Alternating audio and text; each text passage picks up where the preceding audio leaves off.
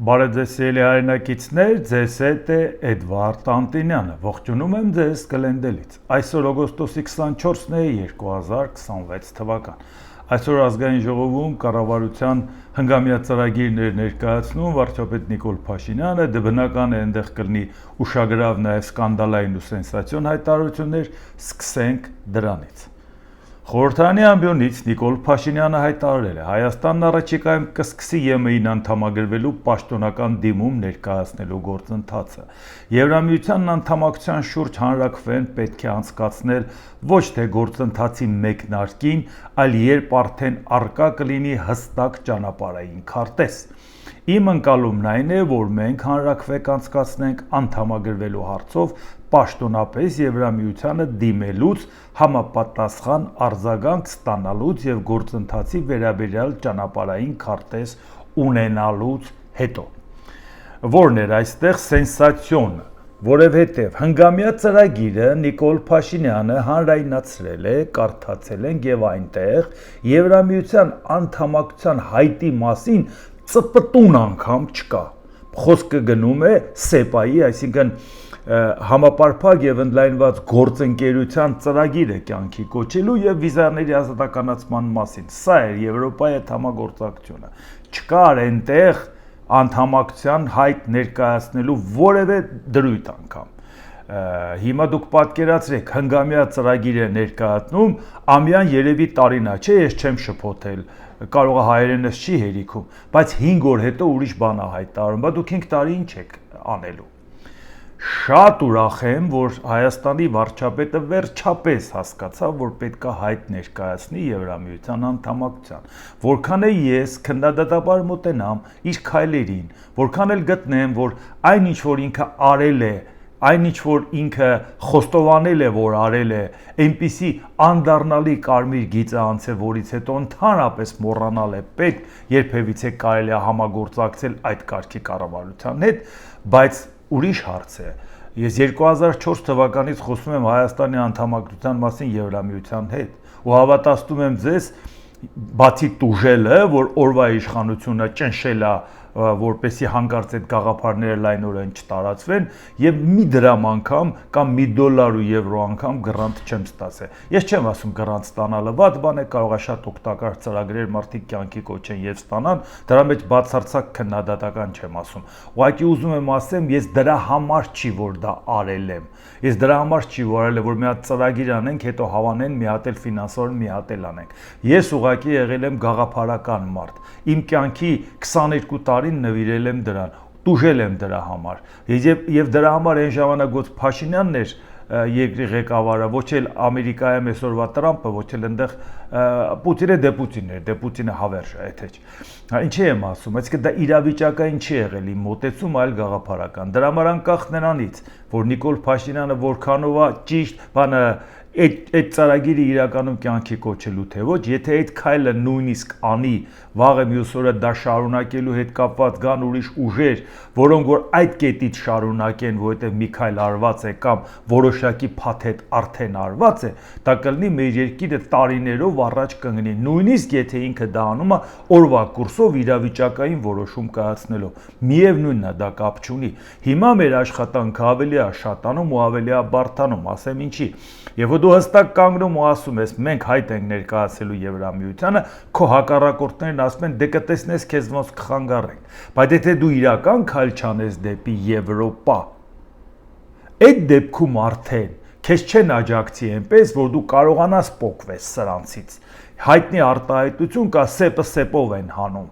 Այսինքն Եվրամիություն անդամակցության հարցը մինչև դու հայտ չներկայացնես, դու չես կարողանալու պոկվես ԵԱՏՄ-ից։ Մինչև դու անվտանգային որևէ հայտ չներկայացնես, դու չես պոկվելու հապկից։ Ու եթե նույնիսկ այդ անվտանգայինը չլինի ՆԱՏՕ-ն, այլ պայմանական ասել ՆԱՏՕ-ն, որ եթե մենք Եվրամիության հետ կապված հայտ ենք ներկայացնում, իրանք ավելի ճկուն անվտանգային համակարգ են կիրառում եւ առաջինը արդյունավետ օգտագործում են Ուկրաինայի հետ կապված, համարենք, որ դա արդեն ՆԱՏՕ-ն է, որևէ տարբերություն չկա։ Այսինքն դու չես կարող սա հանես առանց մեկի աջակցության։ Դրա համար մենք կոնկրետ այդ մարդիկ, ովքեր գաղափարական են, պետք է ամեն ինչ անեն, հասարակության հետ են աշխատանքը տանեն, որ մեր իշխանությունները չշեղվեն նորից մի հատ թռչկոտեն կողմ, ասեն դե տեսակ, մենք ուզում էինք հայտ ներկայացնենք, Եվրոպան բավարար չափով մեզ աջակցող քայլեր չարեց։ Մանավանդ որ հնգամյա ծրագրի մեջ չկար Եվրամիության անդամակցության կետ, ինչպես նշեցի, բայց կար Շանհայի համագործակցության անդամակցության կետ, իսկ դա հարց է առաջացնում։ Շանհայի համագործակցության կազմակերպությունը եւ BRICS-ը, որի անդամները տարբեր երկրներ կրկնվում են, համարվում է հակաարևմտյան կառույց։ Արևմուտքը համարում է, որ դա ստեղծում են, փորձում են դարձնել բևեռ ընդդեմ արևմուտքի, հավաքական արևմուտքի։ Եվ ցանկացած երկիր, որն ասել է ցանկանում եմ Շանհայի համագործակցության կազմակերպության հետ հարաբերություններս խորացնեմ կամ BRICS-ին անդամակցեմ, հիշացել են, ասել են դու Եվրամիության տեխնացու պետություն ես։ Մի քայլ անգամ մեր հակառակորդների կողմը կանես, ուրեմն ստեից քեզ դուրս կշպրտենք։ Այսինքն դրանք անհամատեղելի են։ Եթե մեր իշխանությունները հնգամյա ծրագիր են գրում, չեն գրում Եվրոպայի հետ անդամակցելու հարցը, բայց գրում են Շանհային անդամակցելու հարց, եւ այս երկուսը անհամատեղելի են, ոչ պակաս անհամատեղելի, քան ԵԱՏՄ Եվրամիություն, այդ դեպքում հարց, ժողովուրդ ջան, կարող է կողմնորոշվել, որ մենք հասկանանք այս ծրագրին մեր հանրային աջակցությամբ ինչով ենք օգնում անկախ նրանից, որ ձեզ որպես կառավարություն չենք ընդունում, որտեղ այդ ուղղությամբ կար արվող քայլը հասարակության համար է քայլ, պետության համար է քայլ, ոչ թե կոնկրետ օրվա իշխանության, որը տեսնում ենք այս է իրանց մոտեցումը։ Դրա համար եմ ասում, մենք հիմա շատ ավելի ծավալուն աշխատանք ունենք այս ուղղությամբ, որովհետև եթե արդեն քայլը արեց, դու դա պետք է առաջ գնաս։ Եթե քայլը արեցիր, այլևս հետդարձի ճանապարհ չպետքա լինի, ամեն ինչ պետք է անենք, որ այդ հետդարձի ճանապարհը չլինի։ Եվ քայլերի հաջորդականությամբ 4 տարի Սերժ Սարգսյանը բանակցեց, հետո թռավ մաքսային միություն, բայց 4 տարվա մեջ ասոցիացիան համաձայնագրի փաթեթը պատրաստված էր, ավարտուն տեսքի էր բերված։ Եթե չթռներ մաքսային միություն հետագայում է ԵԱՏՄ, այդ փաստաթուղթը բավարար էր, որ մենք տարիներով առաջ էինք, բայց մենք հետ ընկանք։ Անկամ այդ դիրքը հիմա մենք չունենք, որը ունեինք 2013 թվականին, որովհետև խորացանք ուրիշ ուղղությամբ։ Հիմա հասկանում եք, թե ինչքան է մեծանում անելիքը հասարակության, այն ճնշումը, որ պետքա լինի, որ եթե ասել ես, տեր կանգնի եւ առաջ գնա։ Հիմա արդեն տեսնենք անմիջական արձագանքը Ռուսաստանից։ Ռուսաստանի Դաշնության նախագահի մամուլի քարտուղար Դմիտրի Պեսկով Եվրամիության անդամակցության դիմումը ներկայացնելուց հետո Հայաստանը ստիպված կլինի մի շարք ոլորտներում իր օրենսդրությունը համապատասխանեցնել Եվրամիության չափանիշներին, ինչը կվնասի երկրին ԵԱՏՄ չափանիշների հետ հակասությունների պատճառով։ Այստեղ կա մի շատ կարևոր ասպեկտ, դիմումը ներկայացնելուց հետո Հայաստանը պետք է սկսի օրենսդրությունը լայն շրջանակի առևտրի, բուսասանիտարիայի, մաքսային եւ այլնի եվրոպական չափանիշներին, Եվրամիության չափանիշներին համապատասխանելու նախնական գործընթացը։ Այդ նույնը արել էր 13 թվականին, որ չթռներ Ռուսաստան։ Այդ նույն քայլերը արել էր, որը բավարար էր ասոցիացիան համաձայնագիր ստորագրելու եւ նրա անբաժանելի մաս էր հանդիսանում խորը եւ համապարփակ ազատ առևտրի համաձայնագիրը։ Բարված էր դա։ Ինչ եք մեզ վախեցնում դրանով։ Այս չափանիշները չեն համապատասխանում մեր երկրում կամ ԵԱՏՄ-ում ընդունված չափանիշներին, եւ հենց այստեղ մենք կբախվենք խորը հակասությունների, որոնք առաջին հերթին կվնասեն հենց Հայաստանին։ Այդ պատճառով, ինչպես հիշում եք, ԵԱՏՄ-ն վերջին գագաթնաժողով ընդունեց հայտարարություն, որում պետությունների ղեկավարները կոչ արեցին Հայաստանին հնարավորինս շուտ անցկացնել համապատասխան հանրաքվե։ Հիմա ասենք, որ հանրաքվե անցկացնելու այս փուլում դրա անհրաժեշտությունը բացարձակ չկա, անդամակցությունից առաջ այո պետք է հանրաքվե անցկացնես, որովհետև հանրաքվեի մասին սահմանադրական օրենքը հստակ ամրագրում է, որ վերպետական կառույցին անդամակցության հետ կապված կամ դադարեցնելու հետ կապված պետք է անցկացնես հանրաքվե։ Բայց այսօր հարց է ծագում, Եվրամիության անդամակցության վերջին փուլին չենք ասել, իսկ առաջի քայլը չենք արել, հանրաքվեն ինչու ենք անում, բայց իրանք հո դրա համար չեն իրանց կոտորում։ Իրանք ասում են հանրաքվե արա ԵԱՏՄ-ից դուրս գալու համար։ Իսկ ինչի են իրանք պնդում այսօր։ հանրաքվե արա ԵԱՏՄ-ից դուրս գալու համար, որովհետև իրանք վստահ են, որ Հայաստանում կա մի մթնոլորտ, ապակայունացնել էլ իրենց կողմից, հանրաքվեին սովորաբար մարդիկ շատ չեն մասնակցում, որովհետև չեն կարևորում այդքան, կոնկրետ անձի չեն ընտրում, կոնկրետ ուժի չեն ընտրում, փողել չեն բաժանում, վարչական ռեսուրս չեն ծախսում, այսինքն հանրաքվեի կարող է եւ ժողովուրդը գնա եւ ԵԱՏՄ-ից դուրս գալու հարցում չքվեարկի հոգուտ դուրս գալու նրանց հույսը դրա վրա է, իսկ իրանք ֆանտաստիկ փողեր կծախսեն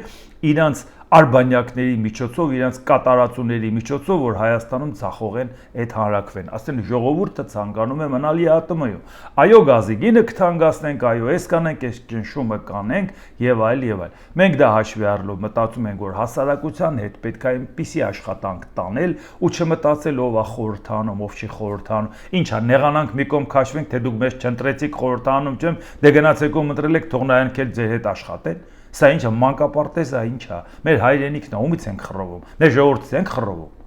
Այսինքն մեր մասին չի խոսքը, դա արդեն հասկացաք, բայց աշխատանք պետք է տանենք, որպեսզի մենք վստահ լինենք, որ հանրաքվեով, այո, ԵԱՏՄ-ից դուրս գալու որոշումը մենք իսկապես կունենանք։ Բայց մի ուրիշ հարց կա։ Եթե մենք կասկածում ենք, որ դեռ այդ օրին չենք հասել, շատ հստակ բան։ Եթե դուք գտնում եք, որ Հայաստանը Եվրամիության անդամակցության հետ կապված հայտ ներկայացնելը ձեզ համար անհամատեղելի է ոչ թե 20 տարի հետո, ոչ թե 10 տարի հետո, երբ որ Հայաստանը արդեն կհասնի այն փուլին, որ պետք է դառնա Եվրամիության անդամ, այլ դուք անհամատեղելի եք համարում, այսօր հեռացրեք, ԵԱՏՄ-ից հանեք Հայաստանին։ Չեք դուք այդպիսի գործընկեր եթե ձեզ պետք չէ, ասեք հաջողություն, որովհետև եթե դուք հեռացնեք Հայաստանին դրա համար հանրաքվե պետք չի։ Իսկ եթե Հայաստանն է դիմում, իսկ այդ կարգի հանրաքվեի նախաձեռնությունը կառավարության կողմից է, մի առանձնապես այս կառավարության համար ուշքները ժողովրդի չի գնում։ Այդ հասկանալով այդ բլեֆը ասեցի, եթե չանենք, ռուսները տանում են Հայաստանը։ Հետո հասկացաք, որ նրանք Հայաստանը տանող չեն։ Շատ լավ հասկացաք այդ բլեֆի իմաստը ինչքան էր կարևոր, որ Փաշինյանը դա ուրացներ, մեծացներ, որպեսզի ավելի շատ մարդ մասնակցեր ընտրությանը եւ ձայն տար Փաշինյանը։ Այդ բլեֆը արդեն բացահայտված է։ Այսինքն նշանակում է այսօր ինչի իմաստ ունի ռիսկի դիմել, բայց երկար ձգել չի կարելի, որ ասես ես դուրս եմ գալիս, դուք իս դուրս արեք, իսկ եթե իրանք դուրս չեն անում, մենք այս կաշկանդված վիճակում խոցելի ենք բավական շատ։ Այսինքն մեզ տրվում է ժամանակ, որը երկար չի կարելի այդպես ձգել, ասել դե մեզ հանեք, մենք դուրս չենք գալի, որովհետև այդ ընթացքը պետք է շատ գրագետ արդյունավետ օգտագործենք, վստահ լինենք, որ եթե Հայաստանը դնի հանրաքվեի, այդ հանրաքվեի առումով կկարողանանք մենք հասնենք նրան, որ մեր ժողովուրդը իսկապես կքվեարկի դուրս գալու համար։ Իսկ ինչ վերաբերում է անդամակցելու, պարզ է այդ արդեն ճշտումները կլինի, ճանապարհային քարտեզը կլինի եւ հաջորդ քայլը կարվի։ Այսինքն հաստատուն քայլերով պետք է գնալ դեպի Եվրամիություն, վստահ լինելով, եթե չընտրեցիր քո գործընկերոջը, չես կարողանալու դուրս գալ այստեղից, որտեղ քեզ դի ձեռքիցդ բռնեն, քաշելով տանեն։ Դու էլ պետք է ընտրես այդ ճանապարհը հստակ նպատակային, հասարակությունն էլ պատրաստ լինի դրան։ 22 տարի որ ասել ենք, այն ժամանակ 1% մարդ Եվրամիության անդամակցության կողմնակից չէր։ Համառ փորձել ենք ասել, այսօր 50%-ից ավելն է կողմնակից։ Այսինքն այսօր այդ հասարակությունը պատրաստ է դրան, բայց հանրաքվեի ժամանակ կարողա ցախողվենք, որովհետև ասեցի հանրաքվեի մասնակցության եւ շահագրգռվածության ու հետաքրքրության մակարդակը։ Այսինքն երկար այսպես կախված վիճակով չես կարա պահես։ Տրված է մեզ ժամանակ։ Հաշվիչը միացրած է մեր վրա։ Հայտարարեցիր միանում ենք, հայտարարեցիր, որ կարանք դուրս գանք, պետքա դուք հանեք։ Այս ընթացքը պետք է կարողանա շատ արագ անցնել։ Դմիտրի Պեսկով, ինչ վերաբերում է Եվրամիությանն անդամակցելու դիմումին, ես այստեղ ամբողջ ընթացքում խորհուրդ եմ տալիս այնուամենայնիվ հիշել Թուրքիայի փորձը, մի շարք այլ երկրների փորձը, որոնց դիմում ներկայացնելու պահից արդեն անցել են տասնյակ տարիներ, իսկ սա էլ դեռ տեղն է։ Ձեր ուղեղը տեղը չի, սա էլ տեղում չի։ Եթե դուք ընդհանրապես ուղեղ ունենաք հասկանալու համար, այն երկրները, որոնք հայտ են ներկայացրել Եվրամիության անդամակցության եւ այդ փուլերն անցել են ասոցիացված գործընկեր, տեխնացու պետություն եւ ժամանակացույց է կազմել, որպեսի գնան մինչեւ անդամակցություն, այդ ամբողջ ընթացքում ամեն հաջորդ օրը իրանք ավելի բարձր մակարդակի վրա են եղել ժողովրդավարության մարդու իրավունքների հիմնարարազատությունների շուկայական տնտեսության եւ առհասարակ տնտեսության մակարդակով ամեն հաջորդ օրը ավելի առաջ են գնացել նույնիսկ եթե իրանք չեն դարձել Եվրամիության անդամ այդ կարգավիճակը իրանց առաջ է տարել ուզում եք ասեք որ Թուրքիան այսքան տարի մնացել է իր հին տեղում Մա ձեր մակարդակն էլ նայեք, վիճակն էլ նայեք, Թուրքիային էլ նայեք։ Թուրքիան այսօր չլինելով Եվրամիության անդամ, որտեղ նրա նկատմամբ կա անվստահություն, որտեղ ասում են դու տուն թողելու բան չես էլի, գիտեն քո խաղերը սրա հետ, նրա հետ ամբիցիաները եւ այլ եւ այլ։ Բայց միևնույն ժամանակ Թուրքիան մաքսային միության անդամ է։ Այդ մաքսային միությունը Եվրամիության դնում անհատական պայմանագիր ես կնքում եւ կարող ես ամբողջ ծավալով ընդունես մաքսային միության բոլոր կանոնները կամ մասնակի ընդունես համաձայնես որը քո շահից է բխում որը քո շահից չի բխում չընդունես ավելի արտոնյալ ռեժիմը մաքսային միության անդամ լինելը որովհետեւ պայմանագրով ես կնքում Եվրամիության անդամ չես բայց Եվրամիությունն ասում է սա քաղաքական համույթ է համակեցության կանոններն են ստեղ մենակ ազատ առևտուր չի համապատասխանելու համար դու էլի պետք է ճանապարհ անցնես այսինքն Պեսկովը որ գտնում է որ այն երկրները որ տեխնացու են բա որ այդքան տարի տեխնացու են չեն իրանց կոտորում տեխնացուի կարգավիճակով որ հայ հասնենք անդամ դառնալու եթե դա այդքան վատ ճանապարհ է իրանք է սայլը տեղից չի շարժվում իրանք 10 քանի տարով լա Թուրքիան ասում է 50 տարի ուզում եմ Եվրամիություն մտնեմ հետ են գնում 50 տարի Եվրամիությունը ստի չկար այսինքն ուզում ասի դեռ սկզբից Պողպատի ածուխի միությունից սկսած ինքը տենչում էր դառնա Եվրամիության անդամ, սկի Եվրամիությունը որպես կառույց չկար։ Ինչի եմ ասում, այսինքն սա ինչի մասին է խոսում, որ Դմիտրի Պեսկովը բացարձակ չի տիրապետում, ինչ ասել է այդ փուլերը անցնել։ Ամեն փուլ անցնելու համար դու մի հսկայական փաթեթ ես պատրաստում, առաջ ես գնում այդ ուղղությամբ։ Հաջորդ փուլը քեզ ոչ մեկը մոտ չի թողի, եթե դու գոնե ինչ որ այդ բնագիծը նվաճել ես, դրանից հետ քայլ չանես, տեսեք Վրաստանի օրինակը, երբ որ ինքը հանկարծ հետ քայլ արեց, ամբողջ արածը հետ վերցրեցին։ Այսինքն Պեսկովի ասածը խորը թյուրիմացություն է ժողովրդյան։ Պետք է անպայման պարզաբանել, որ հանկարծ մեր ժողովուրդը չլսի, ասի դե ճիշտ են ասում, էլի տասնամյակներով դռանդեմը կանգնած են։ Բա որ տասնամյակներով ինչ են իրանց կոտորում դռանդեմը։ Խիչ են թքում ու հեռանում, եթե դա իրանց պետք չի։ Ռուսաստանի Դաշնության փոխվարչապետ Ալեքսեյ Ավերչոկ բանն այն չէ Հայաստանում ուշքի կգան թե ուշքի չեն գա, այլ պետք է կատարվեն ֆիտոսանիտարական հսկողության պահանջները եւ բնականաբար մենք պատրաստ ենք նման կառուցողական երկխոսության, բայց ցավոք տեսնում ենք, որ հայկական կողմից կան որոշակի խնդիրներ եւ համապատասխանաբար նման երկխոսություն վարվում է։ Բանն այն չէ, որ անորակ են, բայց այնտեղ կան վնասատուներ, այնտեղ կան հիվանդություններ։ Այստեղ հասկանանք, որ դա այդպես կա, որտեղ Հայաստանից չեն շղթում, բայց այդ նույն ապրանքը Եվրոպան ընդունում է օգնելով մեզ կայացնելով քաղաքական որոշում, բայց այդ նույն ապրանքը մենք ուտում ենք, ու ուտում ենք մեջների անորակը, որտեղ որակով նա արտահանվում։ Այո, շատ վատ է մեր երկրի վիճակը, որ Հայաստանը գտնվելով ԵԱՏՄ-ում, Հայաստանը լինելով Ռուսաստանի ռազմավարական գործընկեր, ոչ մի ձևով չի նպաստել այդ համակարգը, որպեսզի Հայաստանի ապրանքի որակը բարձր լինի։ Ունենալով այսպիսի օդ, ունենալով այսպիսի ջուր, ունենալով այսպիսի հող, ունենալով այսպես աշխատասեր ժողովուրդ, ինչու պետք է մենք այս վիճակում լինենք։ Որն է դրա մեղքը, որն է դրա պատճառը։ Էկոլոգիապես մաքուր ապրանք չենք կարողանում արտադրել։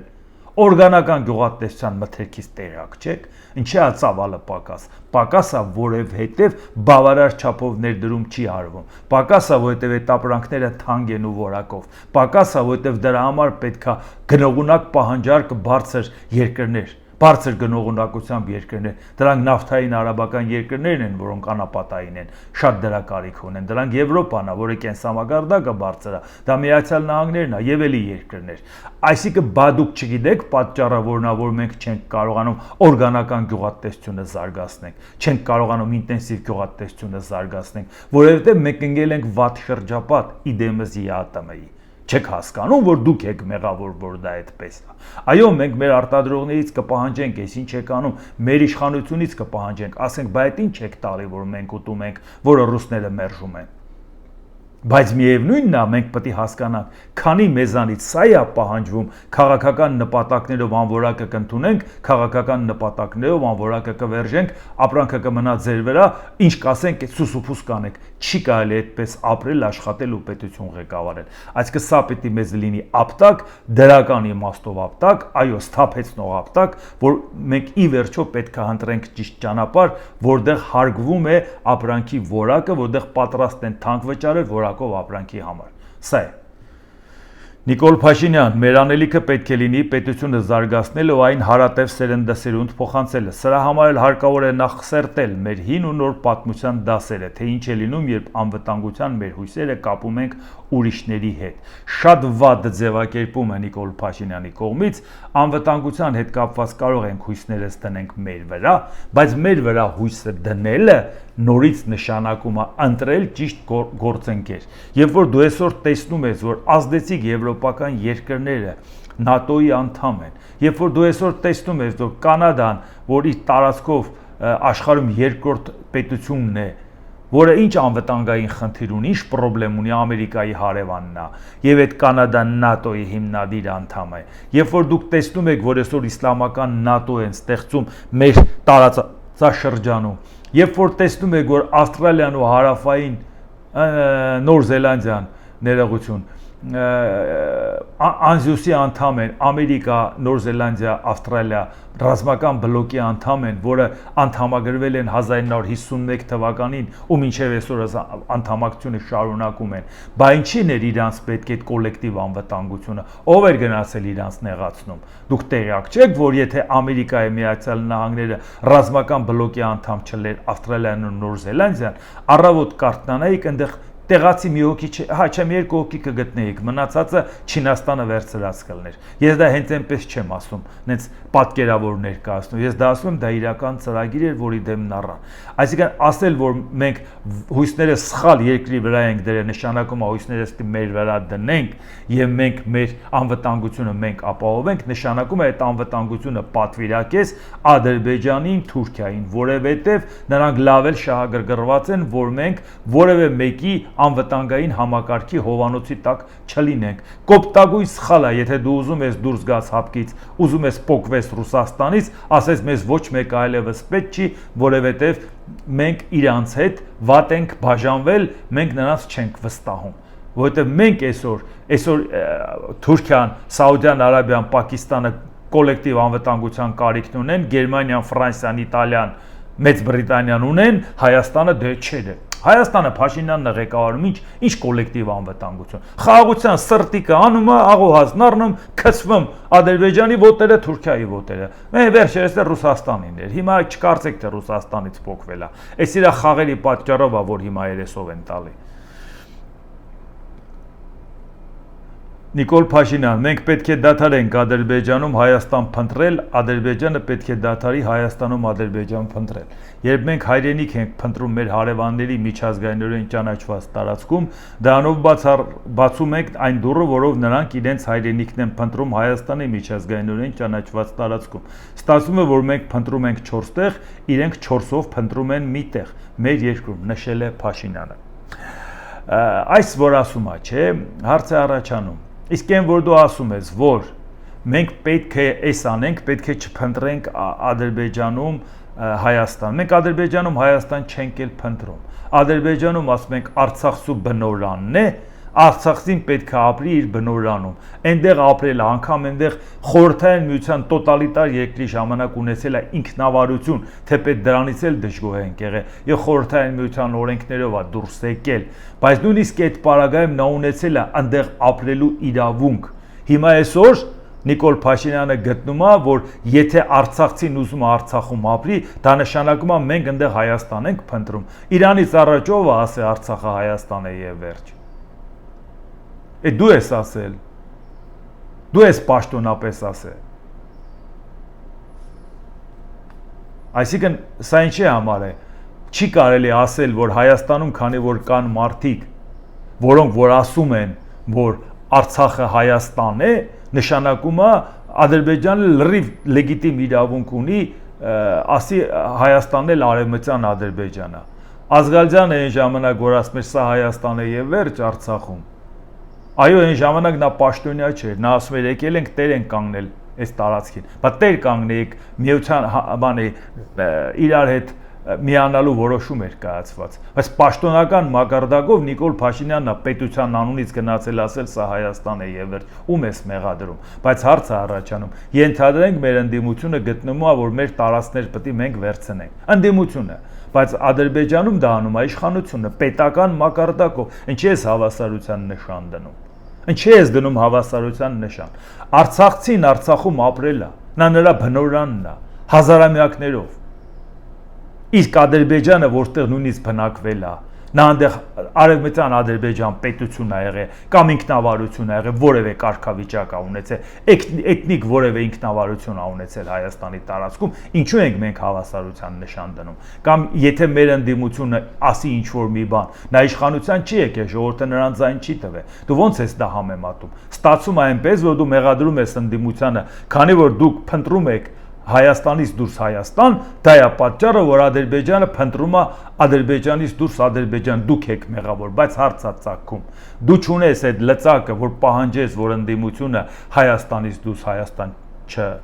չփնտրի, որովհետև այլապես կհայտարարես, որ դու տոտալիտար պետություն ես, բազմակարծություն ա մեր երկրում, նա էլ այդ կարծիքին է։ Եվ չունես այդ լծակը, որպեսի պարտադրես, որ Ադրբեջանը Ադրբեջանից դուրս Ադրբեջան չպահանջի։ Այսինքն քո ասածը ոչ մի բան է։ Դու սրանով ոչ մի երաշխիք չես ապահովում, բացի այն, որ ասես դե ձեզ լավ չեք պահում, դրա համար էլ Ադրբեջանը Հայաստանում Ադրբեջան ա փնտրում։ Մեղավորը դուք եք։ Նիկոլ Փաշինյան, խաղաղությունն անշրջելի եւ հարատև դարձնելու համար անհրաժեշտություն է Հայաստանում Լեռնային Ղարաբաղի հայերի վերադարձի եւ Ադրբեջանից հայ փախստականների վերադարձի իրավունքի մասին, իսկ Ադրբեջանում արևմտյան Ադրբեջանի եւ արևմտյան ադրբեջանցիների վերադարձի իրավունքների մասին խոսույթները չշարունակելը, այս խոսույթին վերջ դնելը։ Մեկ անգամ եւս ասենք Արցախցին, որ ապրել է կամ Ադրբեջանի տարածքում ապրել են հայեր, Հայաստանի տարածքում ապրել են ադրբեջանցիներ, դա եղել է խորհրդային միության կազմում, դա եղել է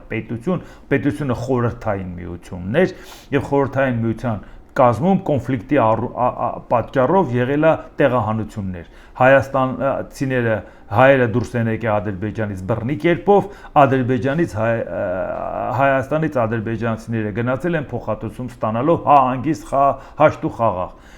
Եվ որևէ պարտավորություն այդ մարդկանց փոխհատուցում լրացուցիչ տալու խորհրդային միությունը իր վրա չի վերցրել։ Իսկ Արցախը դատարկվել է անկախ Ադրբեջանի ժամանակ։ Էթնիկ զտումը կատարվել է անկախ Ադրբեջանի պետական մակարդակով։ Դրանց հավասարության նշան դնելը կոպտագույն սխալ է։ Դիտավորություն է դա Ադրբեջանի շահերը սպասարկելու։ Այո, որ ասեն դուք եք մեղավոր։ Հենց Արցախի անունը տալիս եք, իրանք ասում են Սյունիքը մերն է, Հայաստանը մերն է։ Դուք եք մեղավոր, որ դա անում են։ Դուք մի խոսեք, իսկ որ մենք չենք խոսում, իրանք դադարում են խոսել, իրանք ծրագրեր են անում հետևողական, աշխարհին էլ գիտեք ինչ են ասում։ Ասում են տեսնում եք հայերի ծպտունը դուրս չի գալի։ Մերն է, մեր ջանն է ցավում, դրա համար մենք մերն ենք ուզում։ Բայց դրա համար գիրք ենք տպում, սիմպոզիում ենք անում, իլուր աշխարհի գոռում ենք, մեզանից խլել են մեր հայրենիքը։ Իսկ Հայաստանում ասում են ծպտունները դուրս չգա, որ բանը Ադրբեջան, եթե դու Ադրբեջանին չես ընդդիմանում, իսկ ամբողջ աշխարհը լսում է, որ դա իր հայրենիքն է, ասում են նրանց ձենն է դուրս չի գալի։ Ասում են այ մարդ կարող է ճիշտ է ասում։ Մի օր էլ Նիկոլ Փաշինյանը կանգնում ասում է, գիտեք Արցախը ինչի չպահեցինք, որտեղ միջազգային հանրությունը դա ճանաչում էր Ադրբեջանի։ Գիտեք վաղը Հայաստանը ինչի չպահեցինք, որտեղ միջազգային հանրությունը Հայաստանը ճանաչում է որպես արևմտյան Ադրբեջան։ Մարդը պայմանավորվել է, Ալիևի հետ պայմանավորվել է, Ժորժ ջան, իրան ժամանակ է պետք այդ օրակարգը կյանքի կոչելու։ Նիկոլ Փաշինյան, Հայաստանի երկաթուղին ռուսական կառավարման ներքո լինելու պատճառով մենք հիմա կանգնած ենք Հայաստանը միջազգային երկաթուղային ցանցի ինտեգրվելու պատմական այս հնարավորությունը կորցնելու վտանգի առաջ։ Երկաթուղին Հայաստանի սեփականությունն է, ընդհանրապես գտնվում է ռուսական երկաթուղիների կառավարման ներքո։ Մենք հարգանքով ենք վերաբերվում Ռուսաստանին ու նրա շահերին, բայց չենք կարող մեզ թույլ տալ կորցնել այդ պատմական հնարավորությունը։ Ռուսաստանի Դաշնության մեր գործընկերներին խնդրում ենք ճկունություն ցուցաբերել եւ կոնցեսիայի իրավունքը վաճառել Հայաստանի եւ Ռուսաստանի համար ընդունելի երրորդ երկրի։ Միջազգային ներդրողները ողջավորված լինելով թրիփի նախագծով եւ ներդրումներ անելու մեծ ախորժակ ունենալով երասկախուրի երկաթուղային հատվածը շրջանցելու ուղիներ են փնտրում։ Փնտրում են սխեմա, որը բեռները նռնաձոր ագարակ երկթուղով Նախիջևան մտնելուց հետո դեպի արևմուտք ընթացքը կշարունակեն ոչ Հայաստանի երթուղով, այլ շրջանցեն Հայաստանի երկաթուղին։ Սա ավելի մանրամասն ներկայացնում է սա հետ կապված հարց կա։ Սա մեզ համար մեծ խնդիր է, որովհետև նման սցենարում Հայաստանը մեծ եկամուտներ, ներդրումներ, պոտենցիալ աշխատատեղեր, զարգացման հնարավորություններ է կորցնում։ Իսկ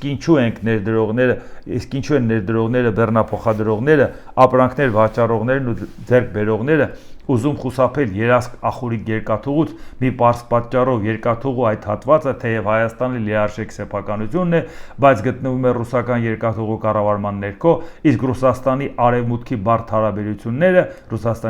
Ռուսաստանի նկատմամբ կիրառվող պատժամիջոցները միջազգային ներդրողներին, բեռնափոխադրողներին եւ առևտրի մասնակիցներին ստիպում են խուսափել դա ռիսկ համարել եւ ռիսկի չդիմել։ Հատուկ ուզում եմ ընդգծել, որ թրիփը օտարերկրյա որևէ ռազմական եւ կամ զինված երկայություն չի ենթադրում։ Հիմա հարց է առաջանում։ Նիկոլ Փաշինյանն ասում է Ռուսաստան քո պատճառով մենք չենք կարողանում մեր գործընկերների հետ աշխատել։ Ինչու դա Ռուսաստանը չի հասկանում եւ ընդառաջ չի գնում։ Հասկանում է, չէ, որ եթե ինքը կա իր պատճառով դա չի գործելու։ Ինչ է շահելու ինքը, որ դա մնա։ Ավելի լավ չի փոխհատուցում ստանա եւ հանձնի։ Մի պարզ պատճառով, որովհետեւ Նիկոլ Փաշինյանը 2025 թվականի օգոստոսի 8-ին Ամերիկայի Միացյալ Նահանգներից փաստաթուղթ ստորագրելուց ու ողջևորված հանդես գալուց հետո կներեք ինչ արեց, ասեց մենք այս ծրագիրն առաջարկել էինք առաջինը Ռուսաստանին, հետո մեր մյուս գործընկերներին։ Ոչ մեկը չհամաձայնվեց, դրա համար դիմեցինք Ամերիկա։ Չէ, մենք էլ չդիմեցինք Ամերիկային։ Ամերիկային դիմել էինք, մերժվել էինք նախորդ ադմինիստրացիային։ Թրամփի ադմինիստրացիան նախաձեռնություն հանդես բերեց, իսկ մենք գիտենք այդ նախաձեռնությունը ինչից առաջացավ, երբ որ Թրամփի հատուկ բանագնացը Ստիվ Ուիթկոֆը գնաց Ալիևի հետ պայմանավորվեց եւ Թրամփի միջոցով այդ հարցը արեցին։ Հիմա ինչու եմ ձեզ սա ասում։ Դու գնացել ես Ռուսաստանին ասել ես, արի այս ճանապարհը վերցրու, այս խաղաղության ճանապարհի տերը դու եղի, 2020 թվականի նոյեմբերի 9-րդ կետով վերահսկողությունն էլ դու արա, ճանապարհները սա քոնն է, երկաթգիծը քոնն է, դու ինչ ուզում ես արա։ Ռուսաստանը հրաժարվել է, ասա ինչի՞ սա պետք մեկ այսպես թե այնպես իմնա։ Ով պետք է մտամ դրան տիրություն անի թե ոչ։ Բայց դրանից հետո երբ որ դու գնացել ես, ներկայացրել ես Ամերիկային, Ռուսաստանը հոգու լացուկոսն ու գայթակղիչ առաջարկությունները լսել է։ Հիմա դու ուզում ես ասես, որ Ռուսաստան դու խոչընդոտ ես։ Ասում է, բա չէիր եկել ոտերներս ընկել։ Չէիր եկել, ասում էի մենակ դու կարաս անես։ Չեն մոռանում մարդիկ դա։ Քանի անգամ դու գնում ես, եթե դու գնաս արժանապատիվ մեկի հետ բանակցես, հետո չստացվի, կարող է ասես վկա է ամենազոր Աստված, ես քեզ առաջարկեցի, դու մերժեցիր, ես էլ ուրիշի առաջարկը ընդունեցի։ Հաջողություն, գնա գլխիդ տուր, թե ինչի չհամաձայնվեցի։ Բայց երբ որ գնում ես, բոլորից բամբասում ես, ընկնում ես ոտերը, ասում ես մենակ դու ես, մենակ դու կարաս անես, քո հետ շատ լավ է, Հայաստանում ինպես քեզ նվիրված ոչ մեկը չկա, արի համաձայնվի, նա էլ չի համաձայնվում, հետո այդ լասուկոցը հիշում ասում է ժողովուրդ, հիշում եք ոնց էր եկել մեր ոտերն ընկել։ Պարզվում է սենց է գնացել է Թրամփի ոտերն ընկել, մենք թույլ չենք տա որ ինքը ստեից թռնի, որովհետև մենք տեսել ենք թե ինքը ինչ դիրքում է մեր առաջ եղել։ Այս է խնդրեմը, որ չես կարողանում հարցը լուծես, որովհետև մի պարզ հարցի չես կարողանում պատասխանես։ Մի տարի, մի ամիս առաջ դու Ռուսաստանի ոտերն էիր ընկած, որպեսզի Ռուսաստանը այս ճանապարհը վերցնի։ Նա դա չի մոռանում, որովհետև դու արժանապատիվ բանակցություն վարող չես։ Այս է հարցը։ Նիկոլ Փաշինյան։ Հա, հետո թրիփը օտարերկրյա որևէ ռազմական կամ զինված ներկայություն չի ենթադրում։ Սա էլ ինչի մասին է խոսում, որ ասել, որ Ամերիկայի Միացյալ Նահանգները ներկայացված լինելով այստեղ մեր անվտանգությունը կապահովի, խորը թյուրիմացություն այդպիսի բան գոյություն չունի։ Առավել ևս մենք տեսել ենք, թե ամերիկան արաբական երկրների անվտանգությունը ոնց է ապահովում իր բազաների առկայության պարագայում։ Մի խոսքով ուզեմ ասեմ, երբ որ ասում են թրիփը դա մեզ համար անվտանգություն է, թրիփը անվտանգություն չի, որտեղ եթե 99 տարով նա այդ փաստաթուղթը ստորագրում է եւ այդ տարածքի վրա ունի իր վերահսկողությունը, անկախ նայից այդ տարածքը ում ձեռնել ընկնի, այդ փաստաթղթով դա իրանն է։ Ինքը շահագրգռված չի քո տարածքային ամբողջականության համար կռիվ տա։ Կարելի է կարծել ինչ ես անելու։ Ամերիկայի ձեռից ով է դա վերցնելու։ Իրանը, եթե ինքը ընդ ներկա է։ Ադրբեջանը, Թուրքիան։ Ամերիկան, եթե դա Իրանով արի 99 տարով, նրան բացարձակ հետաքրքիր չի, թե դու այնտեղ ինչ կանես։ Մոռացակ, երբ որ Ամերիկայի Միացյալ Նահանգները $500 միլիարդ պայմանագիր կնքեց Ուկրաինայի հետ, հետո ասեց, բայց ես չեմ երաշխավորում քո տարածքային ամբողջականությունը, դու խաղաքարտ չունես, դու պետք է հանձնես։ Դու պետք է գնաս հողերը հանձնես, որ խաղաղության գնաս։ Ես քեզ խաղաղություն չեմ երաշխավորում, նույնիսկ 500 միլիարդի դիմաց։ 100 միլիարդ նվեր եմ տվել, 500 միլիարդ հետ եմ ուզում։ Բայց դրա դիմաց քեզ անվտանգություն չեմ երաշխավորում։ Կարող եմ մոռացել եք, բայց չենք ուրիշի օրինակները պարբերաբար հիշեցնում, որպեսզի իմանանք շատ զգուշել ենք այդ հարցով։ Նիկոլ Փաշինյան, հնարավոր չէ շղթել, որ Ադրբեջանը շատ ակտիվ արծարծում եւ նույնիսկ գործի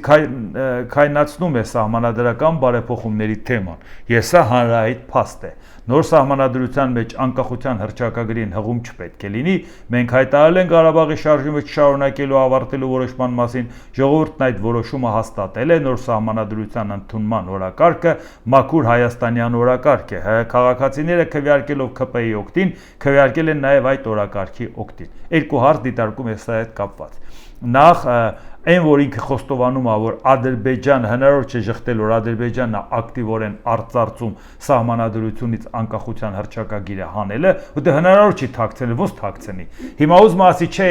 սա մենք ենք փոխում, բայց մենք փոխում ենք, որտեղ այդ մեր օրակարգն է, մենք այդ հարցը չենք շարունակում։ Ադրբեջանի պահանջը չենք կատարում, բայց կա մի մարդ, որը հավատում է, որ Ադրբեջանի պահանջը չես կատարում։ Բացի դրանից հիմա տեսեք շանտաժը, նոր սահմանադրության ընդունման օրակարգը մաքուր հայաստանյան օրակարգ է, հասկացանք։ Հայաստանի քաղաքացիները քվեարկելով ՔՊ-ի օգտին քվեարկել են նաև այդ օրակարգի օգտին։ Հասկացաք ժողովուրդ ջան ինչ էինք ասում։ Ձայն տալով ՔՊ-ին դուք ձայն եք տալիս սահմանադրությունից անկախության հռչակագիրը հանելուն, որովհետև վաղը եթե դուք գնաք դեմ քվեարկեք, պետք է ասի դուք պատերազմ եք ուզում, դուք արդեն խաղաղության համար քվեարկել եք Նիկոլ Փաշինյանի օգտին։ Դուք էս ինչ եք անում։ Դուք ինչ իսկ ինքը Ալիևի հետ կպայմանավորվի պատերազմը կպատվիրի ոնց որ նախորդ անգամ մեղքը կգցի ժողովրդի վրա։ Այսինքն հիմա բավարարում ենք, երբ որ քվեարկեցիք ինչ ուզենա անի, պետք է ասի դուք եք այդ մանդատը ինձ տվել, բայց սա էինք զգուշացնում։ Նոր հասկացաք։ Նիկոլ Փաշինյան, հապկի հանդեպ մեր հետաքրքրությունը սպառված է։ Մեր նախընտրական ծրագրում հստակ գրված է, որ առաջիկա 5 տարում հապկ վերադառնալու ոչ մի պլան չունենք։ Կարող եմ վստահել, կառույցում մեր աշխատանքները չեն ակտիվացնելու։ Ես շատ գոհ կլինեմ, եթե կազմակերպությունը որոշի հեռացնել Հայաստանի Հանրապետությանը հապկի կազմից, մեզ կազատի դուրս գալ չգալու երկընտրանքից։ Իդեպ սա նույնն է ոնց որ ԵԱՏՄ-ի հետ կապված, Եվրամիության հետ կապված։ Հապկի մենք իսկապես անելիք չունենք, ամոթել է որ այդ մասին մտածենք, մանավանդ հապկի անդամ եղել է եւ Վրաստանը եւ Ադրբեջանը 99 թվականին դուրս են եկել։ Էտում ենք այդ հապկով վախացնում, որ այդ նույն հապկը մեզ տեր չկանգնեց, բացի այդ էլ այդ երկու հարևաններն է գիտեն հապկը իրենց ինչա ներկայացնում։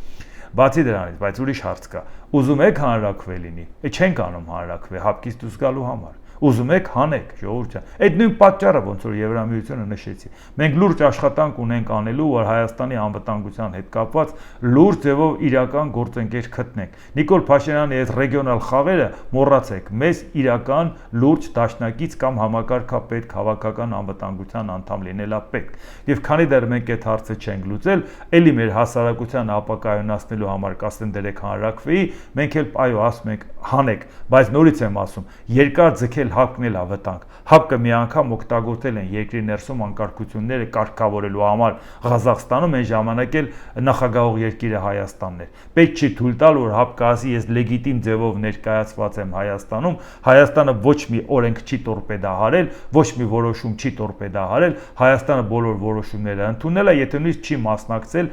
ժողովներին։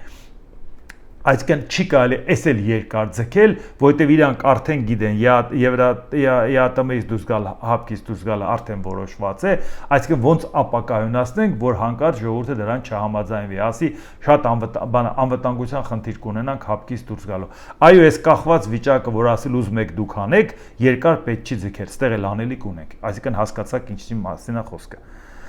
Ահա Ինչ ասել Դմիտրի Պեսկովը, ես դժվարանում եմ հասկանալ, թե ինչ է նշանակում գոհ կլինեն, եթե իրեն հեռացնեին։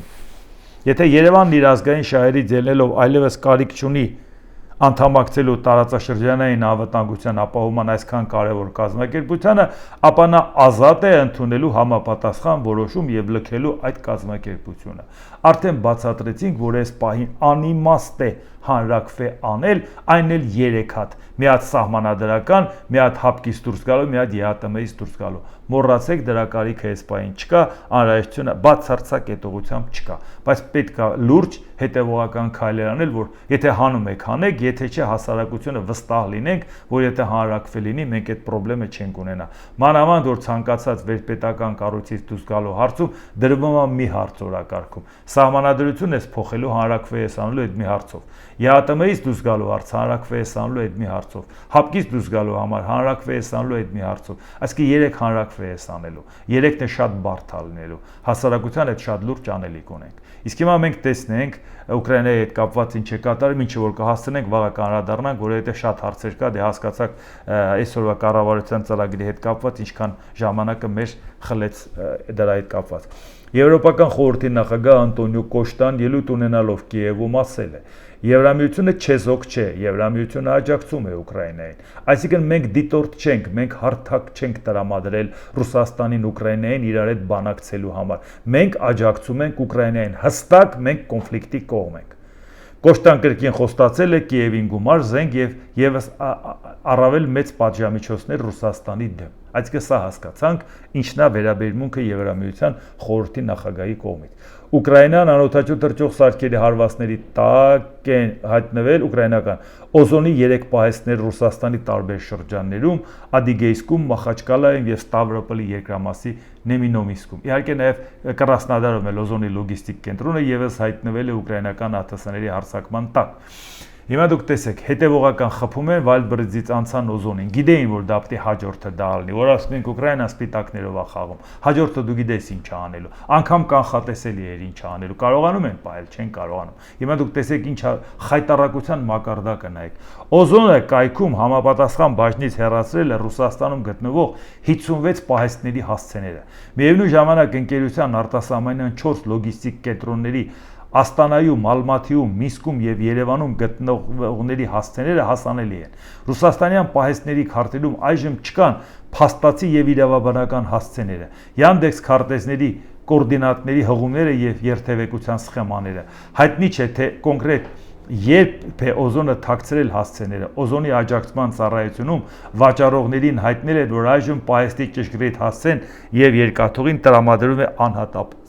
Ավելի մեծ խայտարակություն գոյություն չունի։ Կարելի է կարծել Ուկրաինան ցանկանում է պահեստին խփել, հասցեն պետք է կարդար մամուլից իմանար։ Այսինքն չէր կարող, իր հատուկ ծառայությունները չեն ասում ում խփեն եւ որտեղ խփեն։ Եթե ելներ դուք այնպես կեղծ հասցեներ կտայիք, առավոտից իրիկու անկապ տեղեր կխփեն։ Լավ գիտեք պատմությունից թե ինչքան է եղել, որ բուտաֆորիա բաներ են սարքել, էլ տանկեր, էլ չգիտեք ինքնաթիռներ, եւ այլ, որպեսզի շեղեն ուշադրությունը։ Ուկրաինան հրաշալի գիտի բոլոր կոորդինատները, դա չի հարցը։ Կարելի է կարծել Ուկրաինան չի կարող որևէ մի ընկերության միջոցով ասի մի հատ իբր թե գործարք ենք անում, պահեստի հասցեն իմացեք։ Սա ուղղակի ցույց է տալիս, որ օզոնն ասում է դուք պետություն չեք, դուք խայտարակություն եք, մենք չենք կարող անգամ մեր պահեստի տվյալը հասարակությանը ներկայացնենք, որտեղ դուք տեր չեք, ասում եք դուք ինքներդ ձեր պահեստը պահեք։ Դա քաղաքացիական օբյեկտ է։ Բերեք անվտանգային համակարգերը դրեք, հակաօդային պաշտպանության համակարգերը, մտցրեք ձեր բալանսի մեջ եւ դուք ինքներդ ձեր պահեստները պաշտպանեք։ Մեզանից ինչ եք ուզում։